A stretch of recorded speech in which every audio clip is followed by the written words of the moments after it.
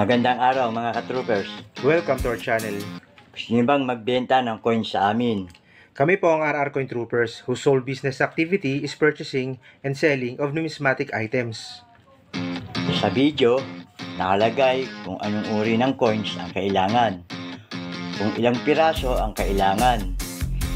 Nakalagay din kung magkano ang kaukulang halaga nito. Hindi nangangahulugan na lahat ng may hawak ng ganong coins ay bibilhin namin. Bawat coins na binibili at hinahanap din po namin ay may kaukulang codes para hindi po magkalituhan at mas papadali ang proseso.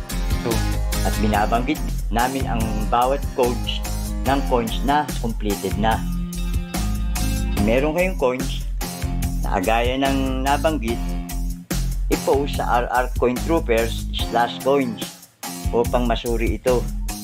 Sa mga video at picture na inyong pinopost, kami po ay pipili kung anong coin ang pasado sa aming pamantayan o kriteriya, at yun po ang aming bibilin.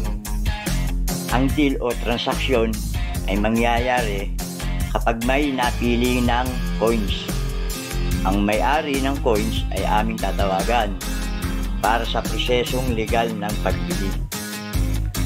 We always see to it na walang hassle on both sides. At hindi po kayo gagastos kahit isang kusing dahil ang RR Coin Troopers po ang sasagot sa lahat. And for the record, ang ipaprioritize po namin ay ang mga sumusunod sa proseso para po maging fair naman sa kanila. Maraming salamat po. Alamin ang uri at mga taon ng 5 centavos na aming kailangan. Watch this video.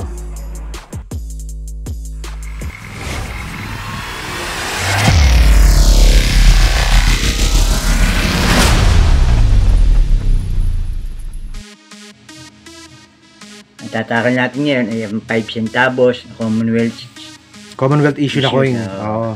Ang materials nito ay copper o nickel. At ang weight 4.87 grams. At ang diameter ay 19.9 mm. Na may thickness na 2.7 mm. At ang obverse nito ay image of a blacksmith. Ito yun, no? Tingnan nyo. Seated beside his anvil. Ayan yun. At ang reverse ay the official coat of arms. Ito naman yun. Mga ka-troopers, sa mga taon na kailangan namin ay 1937 na M, 1938 M, 1941 na M, at 1944 na S. At take note kasi yung 1944, dalawang klase yan.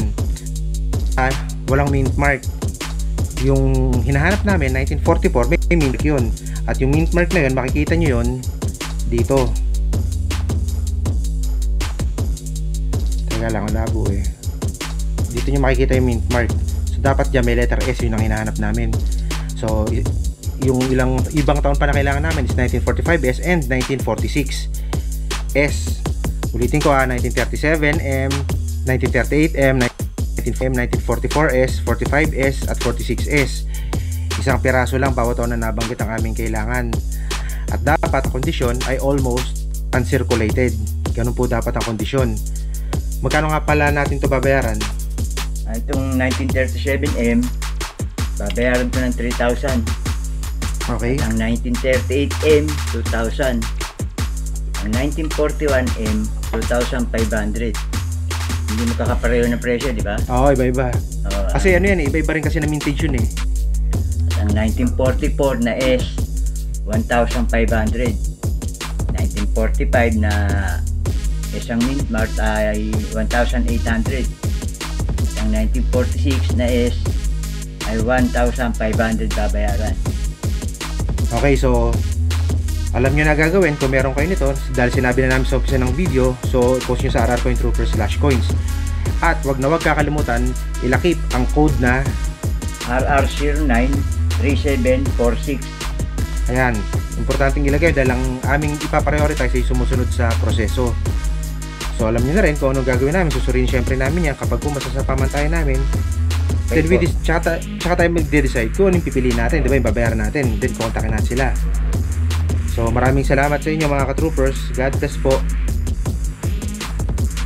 Mga ka-troopers, please don't forget to like, subscribe, and hit the bell button para updated kayo sa mga coins na kailangan pa namin. Para sa aragdagang kaalaman tungkol sa pagbili at pagbenta ng inyong mga coins. Thanks for watching. Until then, God bless!